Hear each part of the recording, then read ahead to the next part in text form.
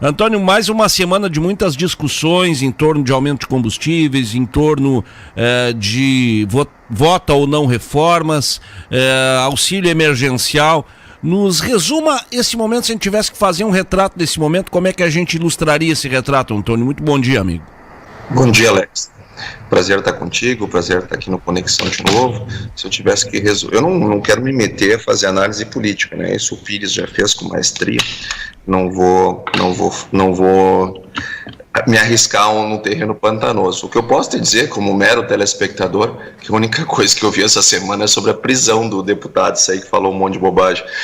Mais uma semana que não se discutiu reforma, mais uma semana que não se discutiu os problemas do país. A gente ficou discutindo lá a prisão daquele cara lá, se prende, se não prende, se solta, se não solta, se o que ele falou, ele é imune, se não é imune. Olha, eu particularmente estou mais preocupado com outras coisas, mas enfim, faz parte da democracia. São as chamadas cortinas de fumaça.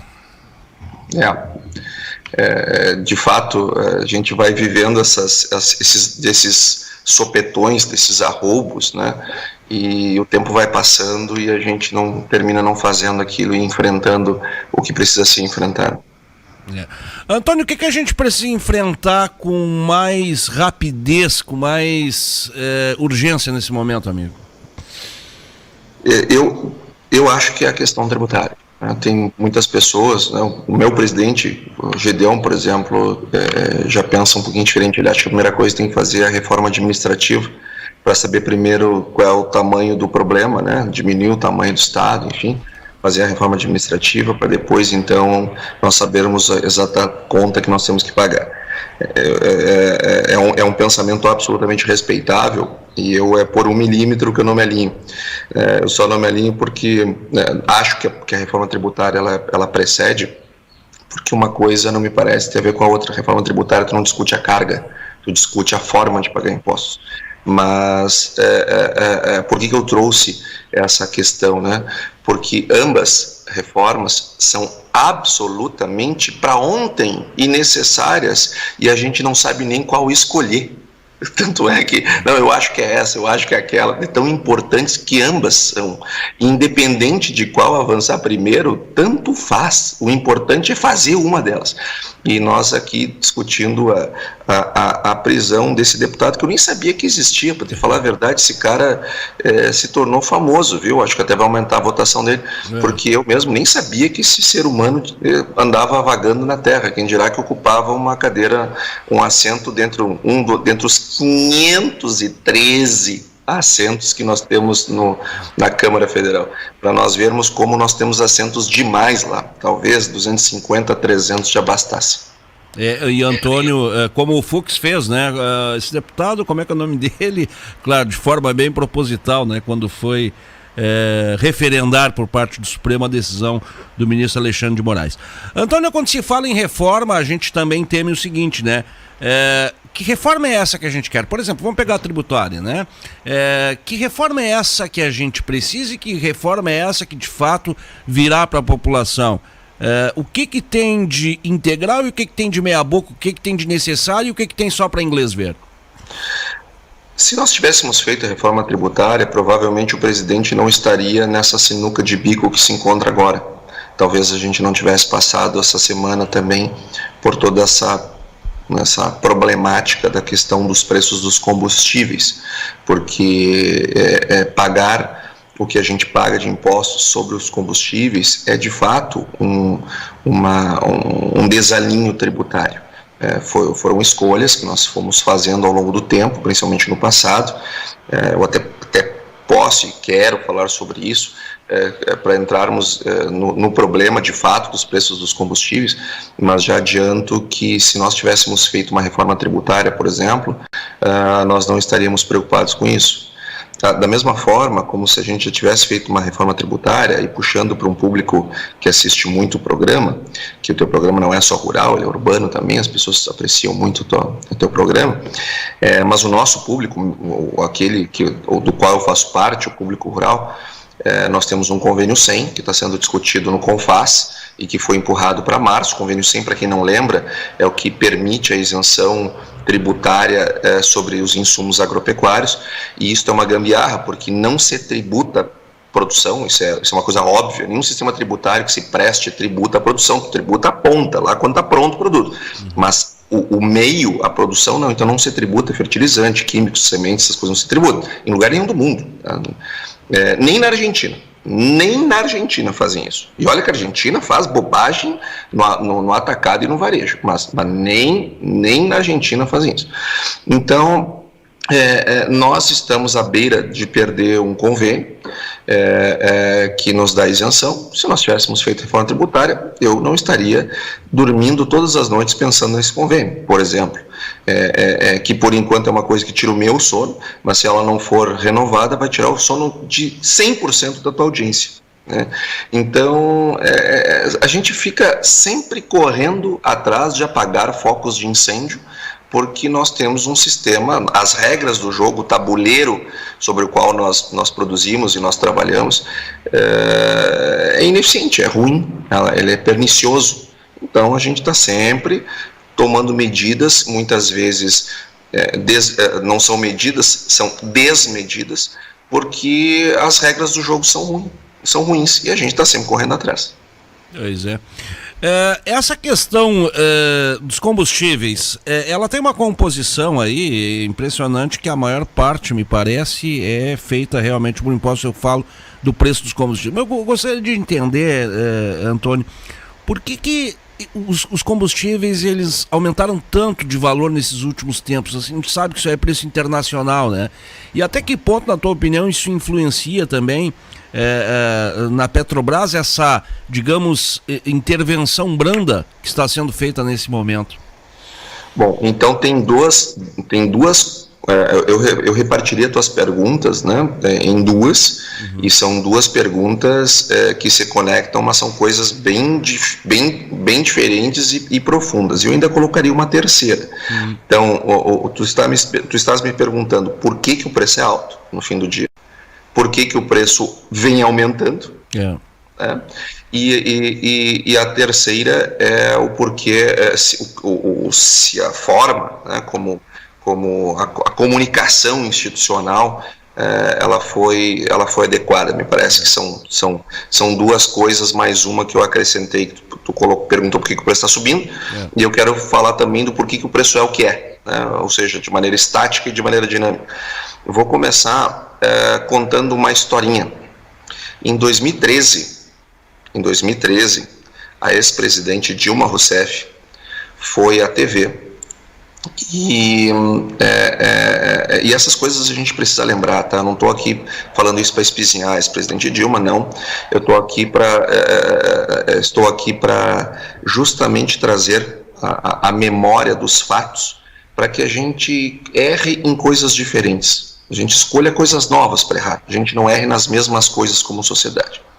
A ex-presidente Dilma, ela fez um plano padrão, governo Dilma, aquelas coisas absurdas, e que esse plano era para baixar o preço da energia elétrica. Isso aconteceu em 2013, os nossos ouvintes, eu tenho certeza que a maioria está lembrando que houve esse plano, e que de fato a energia baixou. De fato, abaixou. Ela anunciou isso no intervalo de uma novela. Não me lembro que novela ela era, mas eu me lembro que a gente avaliou o horário, assim, a intenção dela. Do mesmo jeito que a gente lê ata de Copom, a gente se importa, porque essas coisas, elas denotam outras. Então, eu fiquei com isso na cabeça. Foi no intervalo da novela. Não lembro que novela era, mas foi da novela. Que é um horário atípico para esse tipo de anúncio, para pronunciamento presidencial. E no ano de 2013, eu estou aqui neste momento olhando aqui o site da ANEEL, tá? Então para todo o nosso ouvinte que quiser conferir, em 2013 o preço da energia elétrica de fato caiu. Era em 2012 R$356 o megawatt-hora e caiu para 300, ou seja, caiu R$56, de 356 para 300 em 2013. Isto em valores de hoje. Valores reais, sem o efeito da inflação, ok? Então, foi uma comemoração, foi uma celebração. Os defensores dessas medidas achavam ótimo e tal. E nós criticávamos duramente essas medidas porque elas não têm como funcionar. Elas não têm como funcionar. E não iam funcionar e não funcionaram. E as pessoas muitas vezes dizem, mas que o problema de vocês é que vocês não gostam de ver pobre feliz. O problema de vocês é que vocês atacam o PT de maneira gratuita. O problema de vocês, que vocês produtores, que vocês representantes de produtores, isso e aquilo, sabe? E eles dizem, gente, não é nada disso. Não é nada disso. Até pode ser que a gente não goste também em questões políticas e tal, mas não é disso que nós estamos falando. Nós estamos falando de teoria econômica, isso não vai funcionar. E vai ficar pior para as pessoas mais pobres. E é isso que a gente não quer. Vai ficar pior para o país, que é o que a gente não quer. Em 2014, o preço já voltou para 2012. Em 2014. E hoje está R$ 577 o megawatt-hora, ou seja, aumentou, Alex, de 2013 para cá, 92%. E para cá não, para 2020. Ou seja, num intervalo de poucos anos, de 7 anos, nós aumentamos 92% o preço da energia elétrica em termos reais. Ou seja, Antônio, essas decisões geralmente elas têm como base a pressão popular, né, amigo? Geralmente quando há esse tipo de reação é porque a coisa realmente está bem complicada. Quer dizer, é uma decisão populista, né, que acaba interferindo lá adiante e que acaba se pagando uma conta maior ainda lá adiante para tentar tapar um buraco ali em termos de imagem de governo. Esse que é o brabo da coisa, né? E isso Exato. Não é só uma vez, isso vem acontecendo sucessivamente, né? Exato, e o Brasil, ele parece ter aprendido que não se deve mexer nisso, uma volta e meia alguma coisa assim aparece. Nós temos a Argentina e a Venezuela, cujo governo interfere nos preços o tempo todo, e nós sabemos muito bem qual é o efeito disso, basta olhar, né? Então, qual é a minha preocupação aqui? A minha preocupação, e estou contando essa história para não ter que falar de teoria econômica, encher os ouvidos dos nossos ouvintes, estou contando a história recente do país, usando um exemplo de uma outra energia que a energia elétrica. Né? O que eu não quero é que daqui 5, 6, 7 anos o preço do diesel dobre em termos reais. O que eu não quero é que o preço da gasolina, em termos reais, daqui 4, 5, 6, 10 anos, dobre em termos reais. Então, o que nós estamos falando aqui é o seguinte, nós temos que tomar medidas corretas para não pagarmos o preço lá adiante. O presidente Bolsonaro, ele na sua live, ele foi muito claro que não interviria na política de preços da Petrobras. E eu quero aqui defender a não intervenção na política de preços da Petrobras.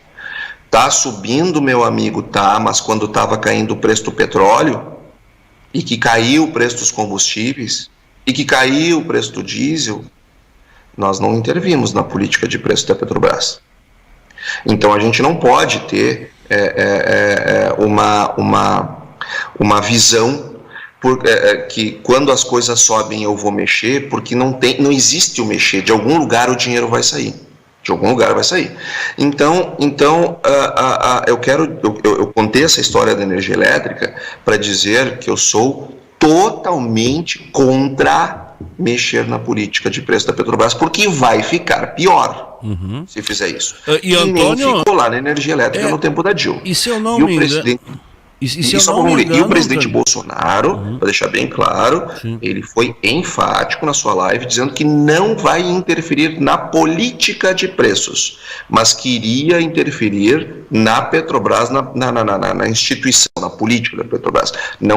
Depois ficamos sabendo que era a troca do presidente. Ele disse que ia intervir na política da Petrobras, e não na política de preços da Petrobras. Então, ele, como presidente da República, ele troca presidente quando quiser. É uma prerrogativa dele, assim como ele troca reitor quando ele quiser. É prerrogativa. Quer trocar o Petrobras? Candidata, te elege e troca. E é o que ele fez. Agora, a política da Petrobras, esta não pode ser mexida.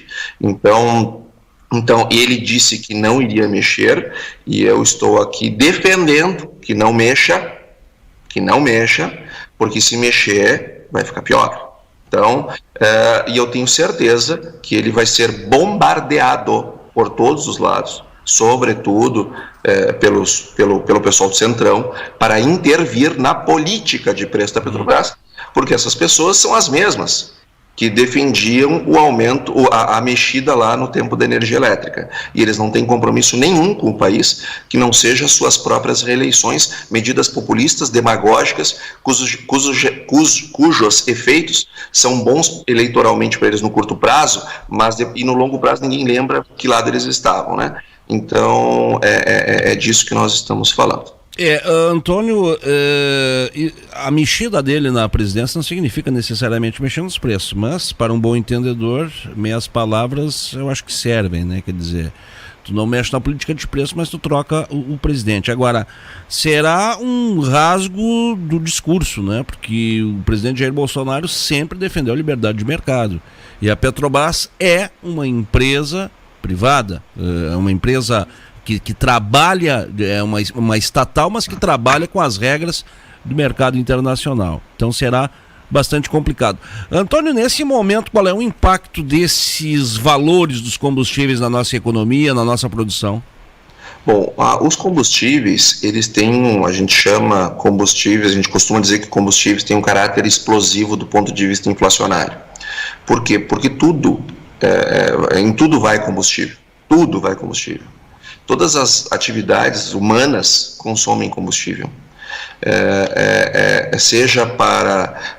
daqui a um pouco algum ouvinte deve estar pensando, não, mas eu não consumo combustível, eu tenho uma loja de flores, eu não consumo combustível para produzir. Não, tu consome sim, porque aquelas flores não chegam ali sozinhas, né? E os teus clientes não chegam lá sozinhos, e os insumos que tu consomes ao longo do teu processo produtivo também não chegam lá sozinhos. Então, para tudo há consumo de combustível. Então, assim como energia elétrica. Então, o combustível ele tem um caráter explosivo do ponto de vista inflacionário. Então, quando os combustíveis sobem, a gente espera impactos significativos na inflação. E uma questão também importante é por que o preço está subindo, né? O preço está subindo não é porque há incompetência de alguém de A ou de B. Acontece que nós temos um aumento do preço do petróleo. O preço do petróleo nesse mesmo dia do ano passado estava em 53 dólares o barril, quase 54. E depois ele chegou em abril, e vocês devem lembrar, o petróleo foi com preço negativo. Chegou a ficar com preço negativo. Lá no Texas, lá estavam dando o petróleo, inclusive, para poder extrair. Não estava se usando, né? Exatamente. E de lá para cá, o preço começou a se recompor. E hoje ele está a 59 dólares, ou seja, um pouco acima do que estava no igual período do ano passado. Mas então, por que todo esse problema na nossa economia, né? Porque naquela época o câmbio era 4 e agora ele é 5,50. Estou falando de números redondos, né? Claro. Então, se eu multiplicar esse preço do petróleo pelo atual nível de câmbio, os preços ficam bem mais altos. Então, por isso que está dando toda essa celeuma. Porque a gente tem uma taxa de câmbio mais elevada. Então é por isso que o preço, do ponto de vista dinâmico, está tão alto. Agora, respondendo a uma outra pergunta, que é a seguinte: mas por que o preço estaticamente é tão alto? Tá? Por que ele está aumentando? Eu entendi, eu tenho uma taxa de câmbio mais alta e eu tenho o preço do petróleo que estava lá no chão e ninguém estava reclamando. Ninguém estava reclamando. Chegou a estar preço negativo e ninguém estava reclamando. E olha, tá falando aqui uma pessoa que consome, só para lembrar, tá? Eu boto gasolina no meu carro, e sei o exato efeito do preço do aumento dos combustíveis em todas as minhas atividades de consumo. Sei que isso me tira a renda, tá? Então, quando o preço do petróleo estava caindo, ninguém estava reclamando. Mas por que estaticamente o preço é caro no Brasil? O preço é caro no Brasil porque, mais ou menos, grosso modo, 55% a 60% do preço do combustível no Brasil. Antônio, tu é economista, porque tu não diz o número exato. Não digo o número exato porque a gente tem um sistema tributário que tem 27 tributações diferentes, uma em cada estado. Então, mais ou menos entre 55% e 60% do preço que eu boto de 1 litro de gasolina, ou os produtores botam 1 litro de diesel nas suas máquinas, são impostos. Tá? Gasolina que é mais caro, o tributo, o diesel menos, mas também é bastante tributado. Então, e por que se eu boto 1 litro de gasolina, eu estou pagando, de cada real que eu boto, 40 centavos é gasolina, 60 centavos são impostos. Por que isso?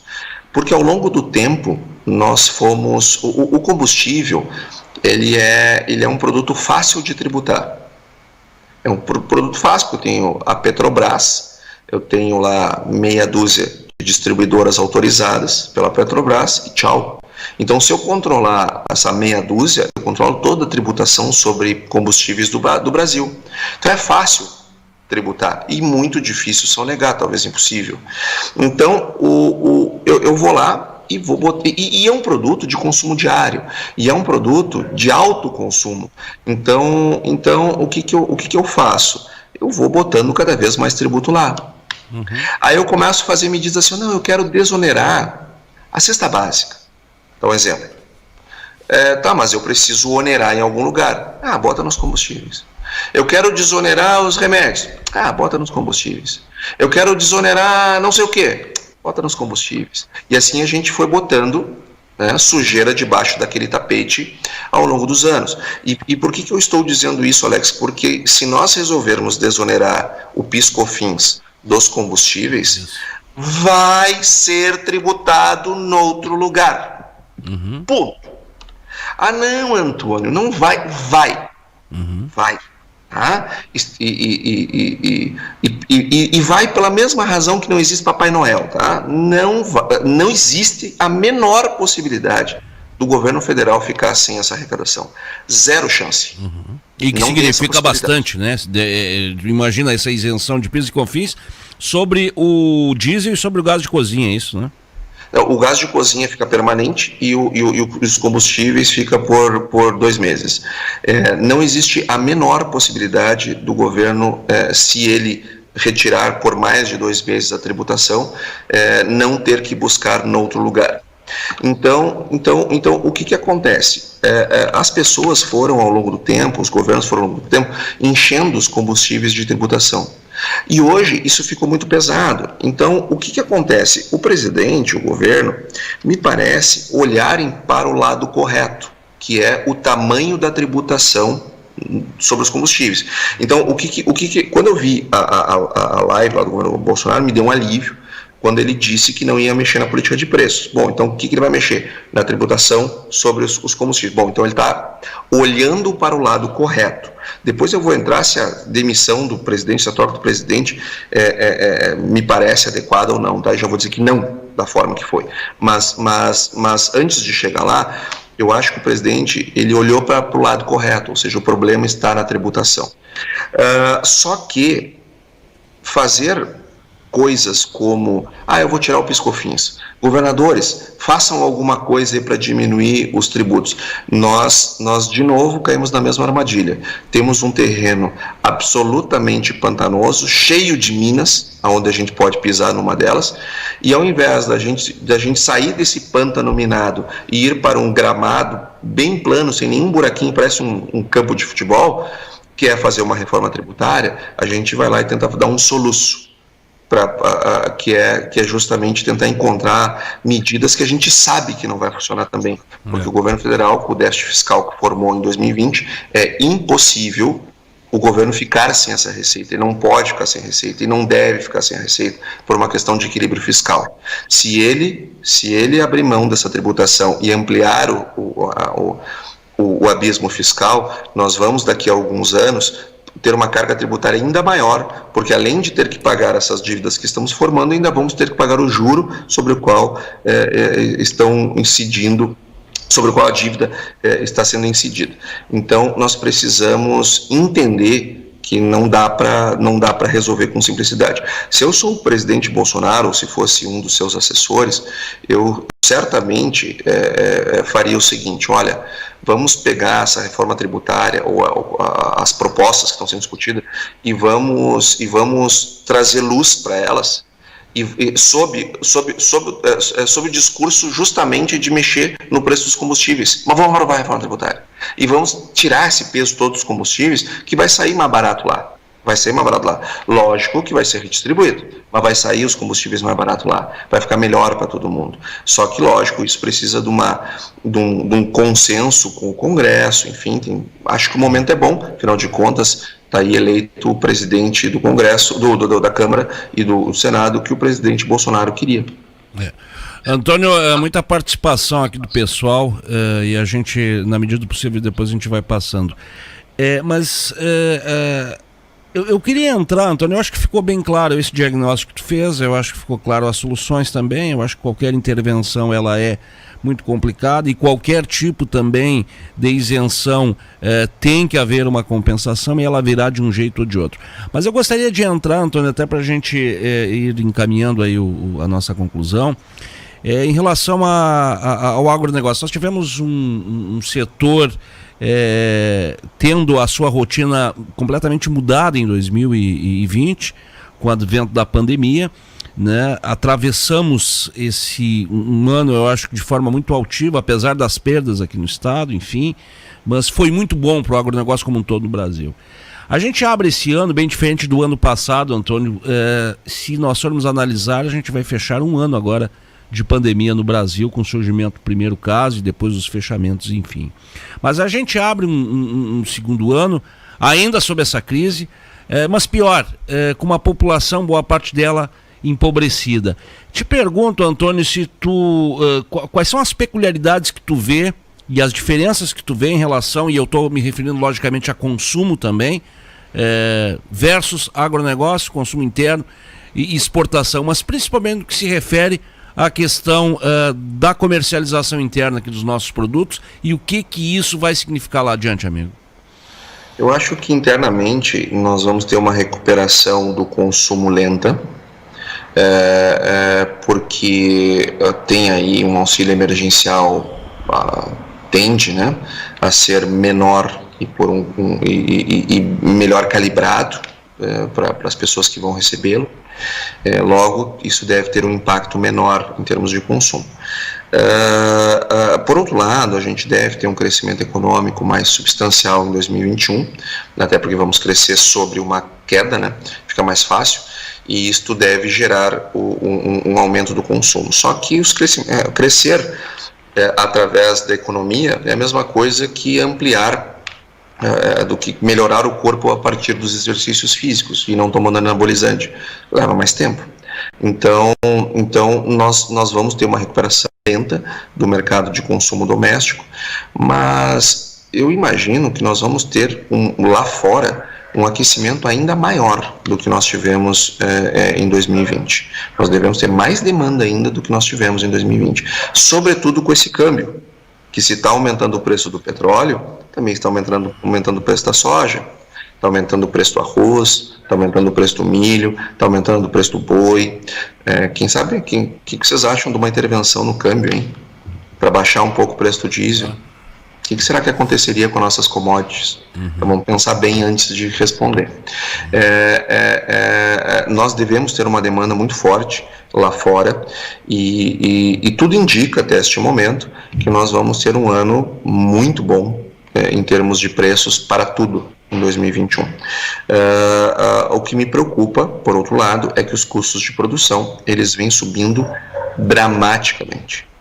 E muita gente está olhando só a nuvem, os preços, e está esquecendo dos custos. E eu prefiro vender uma coisa a 70 que me custou 50 do que vender uma coisa a 100 que me custou 95. E nós sabemos que os preços são voláteis, enquanto os custos são resilientes. Ou seja, os preços sobem, de uma hora para outra despencam das commodities e os custos não. O que tem mais aumentado, Antônio? Qual é o principal fator aí de aumento de custo? Bom, os custos de produção, até inclusive eu escrevi sobre isso, o terceiro ensaio do meu doutorado foi exatamente sobre esse ponto. Os preços, resta provado cientificamente que quando os preços das commodities agrícolas sobem no Brasil, sobem o custo dos insumos. Ponto.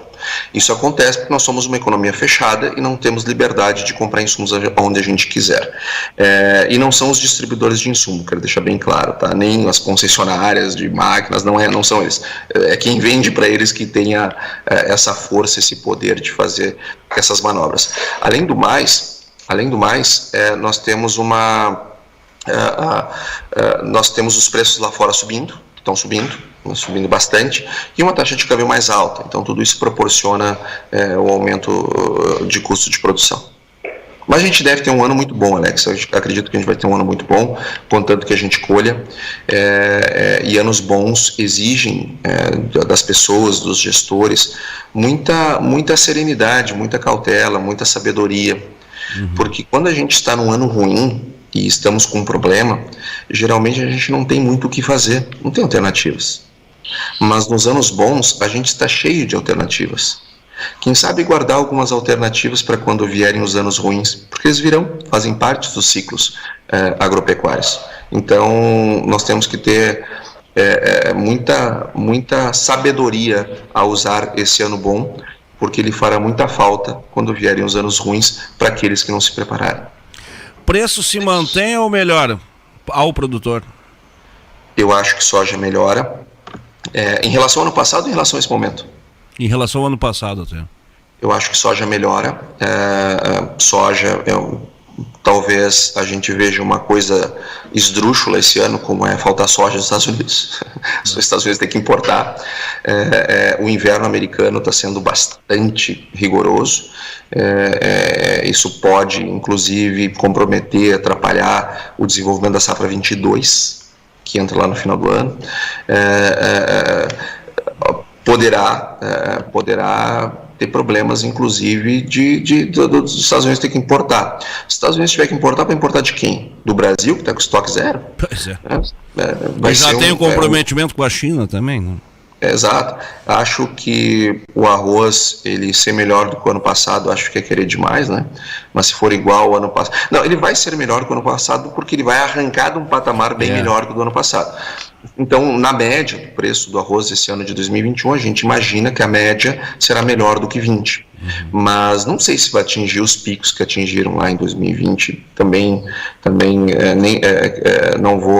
não vou me comprometer com uma projeção dessas, mas me comprometo aqui, sim, de que a média do preço de 2021 deverá ser melhor do que a de 20, em razão de que a arrancada é bem maior em 21 do que foi em 20. Em 20 a gente arrancou com 40 e poucos, 41, 42. Arrancamos como um Fusquinha e encerramos como uma Lamborghini. É uma boa definição. Antônio, quero te agradecer muito, amigo, sempre muito prestativo conosco, sempre parceiro e sempre elucidativo aí nas tuas questões. Um grande abraço, amigo, bom fim de semana e que tempos melhores venham. Se Deus quiser. Muito obrigado, Alex. Eu que agradeço muito a oportunidade de estar aqui no Conexão, um lugar que eu adoro estar, sabes bem, e sobretudo a gente poder trazer para os nossos ouvintes, para os nossos produtores, o que está acontecendo na realidade, sem todo esse véu político que está sobre nós o tempo todo. A gente precisa de vez em quando olhar as coisas como elas realmente funcionam, sem as paixões. O José Fernando Piva Lobato te mandando um abraço. Manda outro para esse mestre. O Fábio Renner também te mandando um abraço, dizendo o seguinte: coisa boa ouvir algumas pessoas lúcidas.